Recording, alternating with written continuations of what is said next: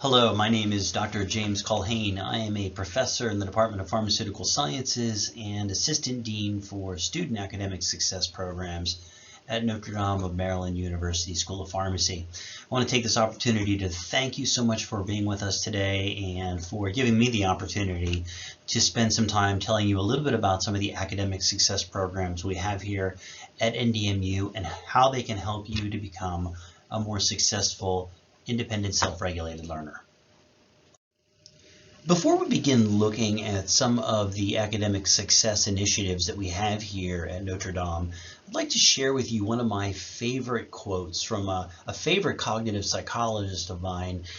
His name is Alan Baddeley. Now, unless you're a neuroscientist or a cognitive psychologist, you're probably not familiar with Dr. Baddeley, but he did some real seminal work in the areas of memory formation and cognition in the 1970s and 80s and early 90s. And one of his quotes I love to use at the beginning of each of these presentations is I think it really summarizes my own personal philosophy as an educator and someone who has really studied closely the science of learning. And that quote is, "Intention to learn is helpful only if it leads to the use of good learning strategies." So if you take a minute and think about the sacrifices that you as a student are going to make when you go to pharmacy school, you think about the cost of tuition, the time over 4 years that you're going to spend, both in school and outside of class, studying and working hard in order to achieve your dream of becoming a pharmacist.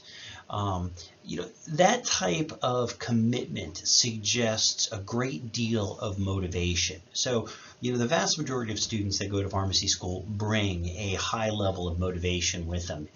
Yet some students are not as successful as they would like to be or that they potentially could be. Now, there are a lot of reasons why students aren't successful in pharmacy school, but one of the clear ones that I see in the vast majority of the students that I work with in my role here at the School of Pharmacy is that they lack the knowledge, skills, and even attitudes that they need in order to take their independent learning to the next level.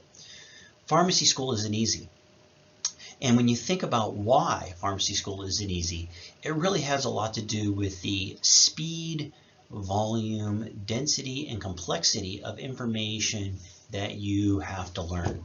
Many students, when they come into pharmacy school, bring a set of study skills and learning skills with them that they might have used very successfully as undergraduate students. But when they make the leap into a professional degree program like pharmacy, what they often find is that those skills that were once useful and successful are very quickly get overwhelmed by that speed, volume, density, and complexity. And many students find that if they can't retool, if they can't develop new skills and new knowledge about learning and even new attitudes, their academics may suffer moving forward. Fortunately, at Notre Dame of Maryland University, we have a lot of programs and initiatives that are put into place that allow students to really develop those knowledge, skills, and attitudes that they need to learn at a professional degree level. Because of the work that I've done in student academic success, I've had the opportunity to talk to pharmacy students from across the country and ask them the question, how did you learn how to study? Now, when I ask this question, most students are taken back momentarily because they've never really thought about it or asked themselves that question. And when they reflect on that, typically most students will respond with one of several answers. The first most common answer is trial and error. Students will try different techniques, see if they work. If they do, they'll continue to do them. If they don't, they stop. Some students will ask friends or classmates that are doing well in the class that they might be struggling in and say, "You got an A in this last exam. How did you study for it?" They might listen to well-meaning advice from friends and family members or professors about techniques or approaches that they used when they were students in school.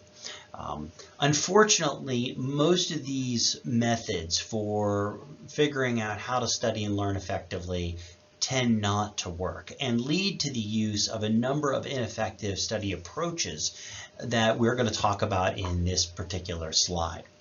So when you take a look at the research in this area, it's very, very consistent across the board. And basically what the research shows is that when students, both undergraduate and professional degree students, when they're left to their own choice and devices, they tend to gravitate towards and utilize very passive, ineffective study techniques. And these are things that include rereading your notes over and over again, recopying your notes, condensing large amounts of notes or slides down into a small 3x5 card and then trying to memorize that, reading and highlighting the textbook or your notes and then rereading, re-listening or rewatching lectures multiple times.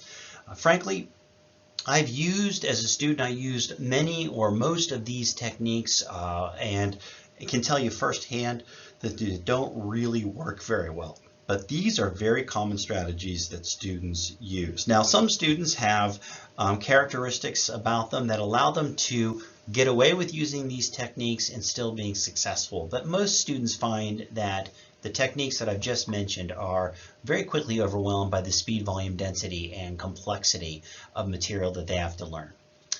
Another approach that students tend to use when they study is cramming or blocking their study. Now, both of these are patterns of study. You're probably more familiar with cramming, which is an approach where you condense large amounts of learning into a short period of time, typically right before an assessment. Now, students will cram for a variety of reasons. One, they may not know any better. Two, they may lack the time management and workflow management skills that allow them to spread their learning out over time. Or three, they've crammed before in the past and actually gotten good grades on an assessment that they've crammed for. And so they repeat that behavior hoping to achieve the same results. Even students that get consistent good results from cramming or condensing their learning right before an exam all admit that the one thing that does suffer in that particular scenario is their long-term retention of information. They may be able to remember the information long enough to do well on an exam or assessment, but several days later they've forgotten most of what they've learned. And unfortunately for pharmacy school, this is very, very problematic because what you learn in your first year serves as a foundation for what you learn in your second year, and then your third year, and then finally your fourth year, which takes into account everything you've learned in your first three. So using learning approaches that help you to retain information and allow you to recall it quickly and accurately is going to be extremely beneficial for you as you move through pharmacy school and prepare for your licensure examination. Another pattern of study that students tend to fall in is blocking their study. When you block your study, essentially you pick 1 or 2 nights a week where you devote large amounts of time to study one particular subject. For example, if you're blocking your study in, let's say, biochemistry, you might pick Monday night as your night for studying biochem, and that's all you're going to study. So you might spend 4, 5, or 6 hours on a Monday studying biochemistry, but you're not going to pick it up again and look at that material again until the following Monday. So what do you think happens between those 2 Mondays? Well, the process of forgetting occurs, and by the time you pick up that material again after a week has passed, you've forgotten more than 80% of that material, and you're essentially starting your learning from square one again. So again, the research and experience, practical experience, shows that these 2 patterns of study just don't work for students. Poor judgments of learning. If you're like me, you've had this experience as a student where you have studied extremely hard and worked extremely hard to prepare for an upcoming examination.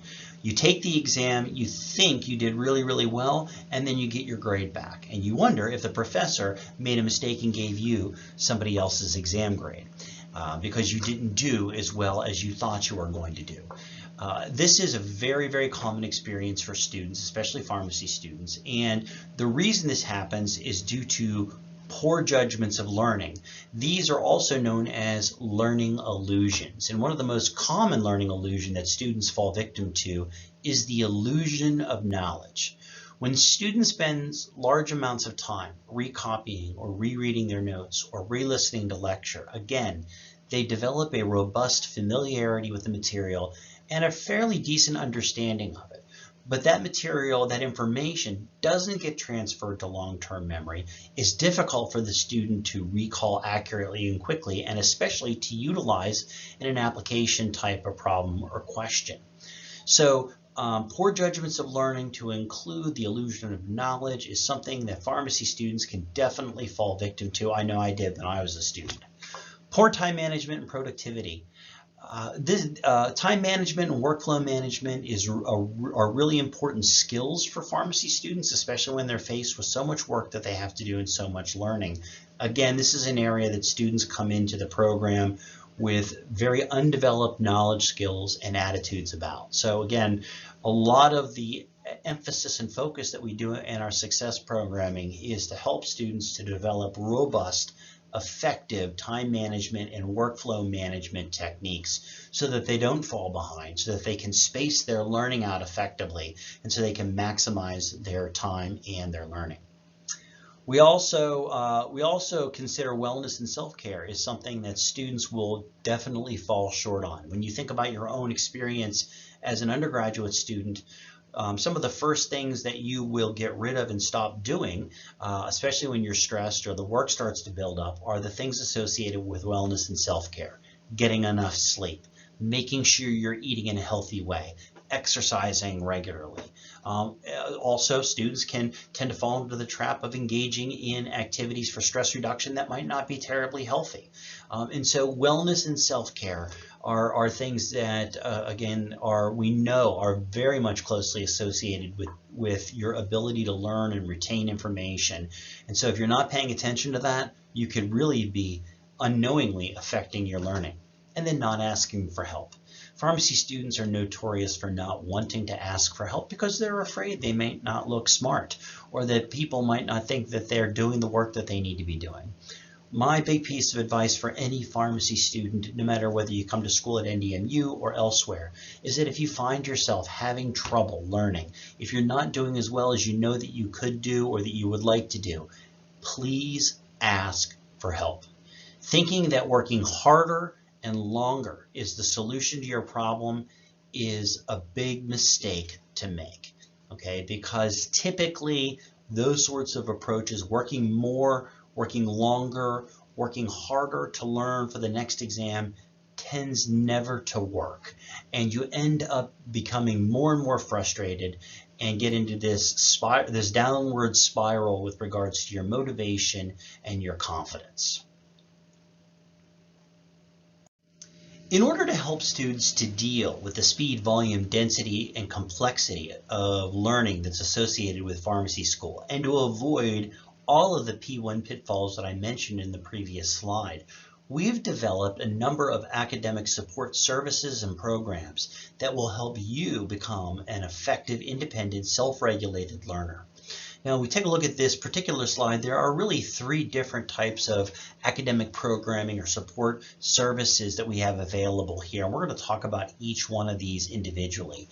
First, we have our RX Ready program. This is a signature program that we have here at the School of Pharmacy, very unique for Notre Dame. There's no other school that I'm aware of across the country that does this. And in fact, I've been working with several schools over the last 6 months because they're very interested in developing a similar type of program at their institution because ours has been so successful. I'm going to tell you a little bit about this program and why we think it is so important for students to go through in order to be successful in pharmacy school.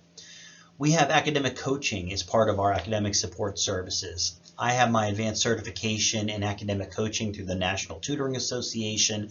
I also recently authored a book called Evidence-Based Learning Strategies for Student Pharmacists that's available through the American Pharmacists Association that talks all about the latest research and how, in learning and studying and how you as a student can apply that research to your day-to-day learning activities. But I do a lot of work in academic coaching one-on-one with students in the program to help them to achieve their academic goals and to really help them to be as successful as they possibly can. And then we have peer tutoring. So all three of these types of academic support services and programs can help you to achieve the academic goals that you set for yourself. So let's take a few minutes and talk about our RX Ready program. Our RX Ready program is a longitudinal 6-month program that begins even before you come onto campus and ends at the end of your fall P1 semester.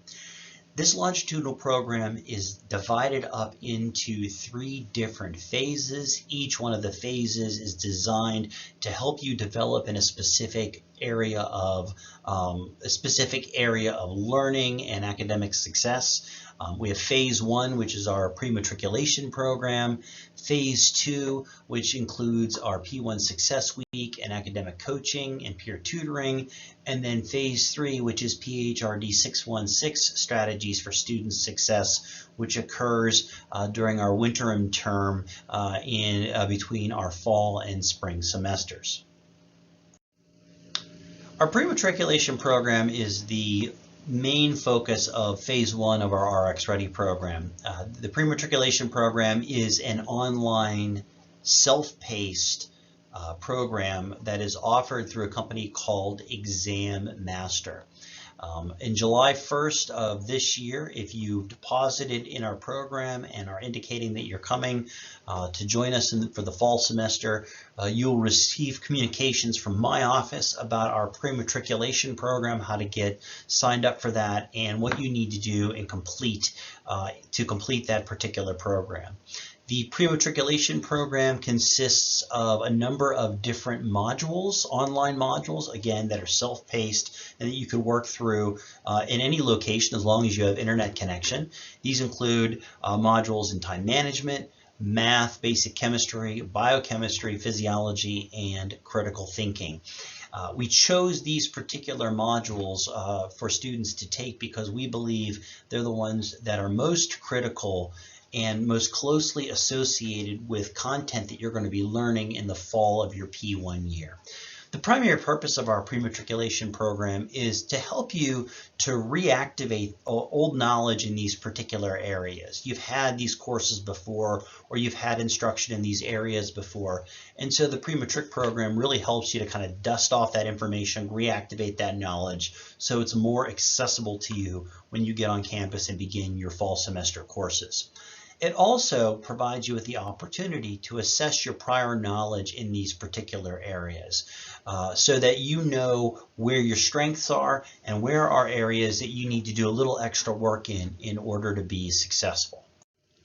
Phase 2 of the RX Ready program begins the day that you come to campus for your first day of orientation. During orientation, I spend several hours with students talking about academic support services that are available to them, how to access them, what their purpose, what their general purpose is. And I also spend a couple of hours talking to them about basic techniques and approaches that they can use for time management and workflow management, as well as reviewing some of those learning pitfalls that I talked about several minutes ago. Then what we do is we start the semester for our students. We let you take the first 3 to 4 weeks of class, and we allow you to take your first round of examinations and get those grades back. Once those grades are back, we will stop your academic semester for an entire week. This typically happens around the 3rd week of September. And for an entire week, you'll spend that week with me in a comprehensive workshop that will help you to retool and develop new skills and new approaches to learning outside of both in and outside of class. We call this week P1 Success Week, and again, it's a really critical component of our RX Ready program. The skills and knowledge that you'll gain in P1 Success Week are based largely, again, on the book that I wrote called Evidence-Based Learning Strategies for Student Pharmacists. And not only in that week are you going to learn about the science of learning, but you're going to learn practical approaches and practice those approaches for how you can use the latest research in cognitive psychology and educational psychology to supercharge your learning and empower your learning outside of class. We have a number of objectives for P1 Success Week, and this includes providing you with an opportunity to step back and self-evaluate your academic performance and preparation to date. Where are you doing well at? Where are you having challenges? We talk about how to evaluate and choose an effective study space, how to use a variety of time management and workflow management skills and approaches. I teach you how to deal with procrastination and distraction. I help you with understanding the process of learning and how it applies to you, and most importantly, you'll learn about evidence-based learning strategies and how to apply them in your day-to-day learning. You're going to develop something called metacognitive awareness. This is a skill that everybody has, but has to varying degrees. And metacognitive awareness is simply a fancy way of saying your ability to regulate, monitor, and evaluate your learning on a day-to-day basis. And again, based on that description, I'm sure it's very easy for you to see why this would be important for a student to have. You'll develop reading comprehension skills and learn more about the importance of self-care and wellness. So these are some of the many things that we do during P1 Success Week that will help you to become, again, a more effective, independent, self-regulated learner.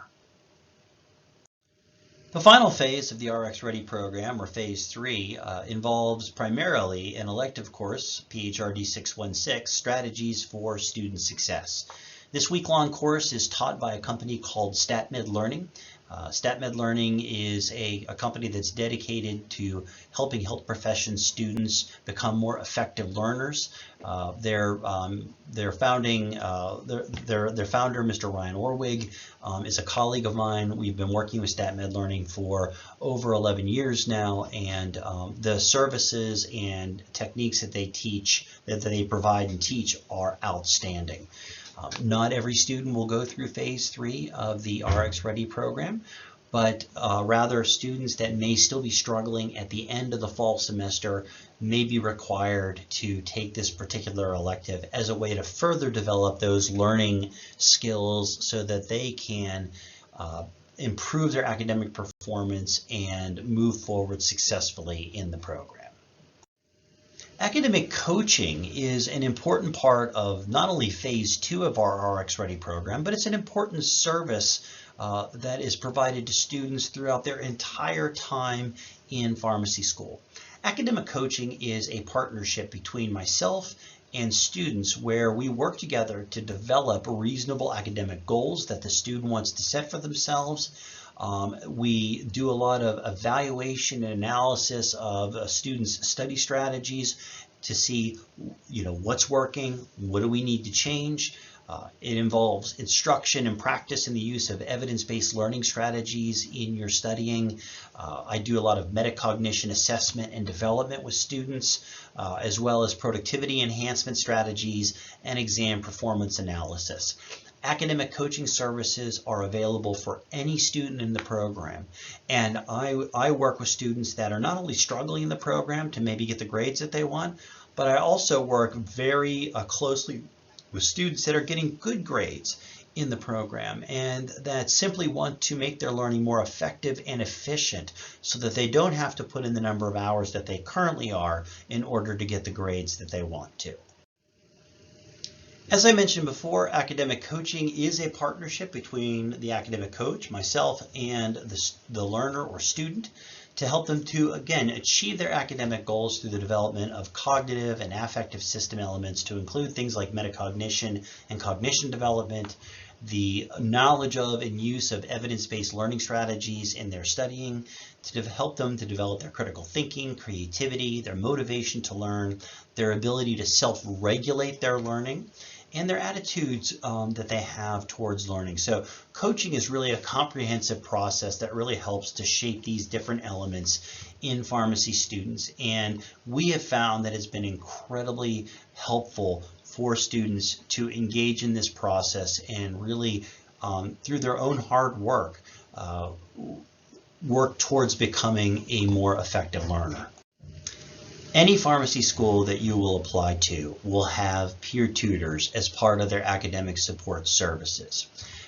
Peer tutors at most schools of pharmacy are typically selected based upon their membership in the Rokai Honor Society or based upon their high grades that they get in their coursework and their ability to teach that information to students that might need some extra academic support. I think we have the very best tutors of any pharmacy school in the country. And the reason I say that is because we are one of the only schools that I am aware of that not only select the best and brightest students that we have to serve as peer tutors, but we also require all of our peer tutors to complete 5 to 6 hours of training and certification through the National Tutoring Association before they can ever sit down with a student and start working with them. My philosophy is that it's not just enough to be knowledgeable about content in order to be a tutor, but you have to know how to teach students and work with students that are struggling in the particular topic that you're working in. So this certification and training is really critical. We have a great cadre of tutors. If you're a student where English is a second language for you and you need a tutor, oftentimes I will have a tutor that speaks your same primary language. And what I will try to do is to pair you up with that particular tutor. I find that when you're working with somebody who speaks your primary language, it helps for more effective and efficient information transfer and a more rapid understanding of complex material. Tutoring is a free service provided by the school. You do not need to pay for it. There's no extra cost to it on top of your tuition. And again, our tutors do some amazing work with our students every single day here. Thank you so much for taking the time out of your busy schedule to come and visit with us here at Notre Dame Maryland University School of Pharmacy. I hope that through this presentation that you've learned a little bit about the academic support programs and services that we have available here to help you to become the very best learner that you can be and to get the most out of your pharmacy school education and journey.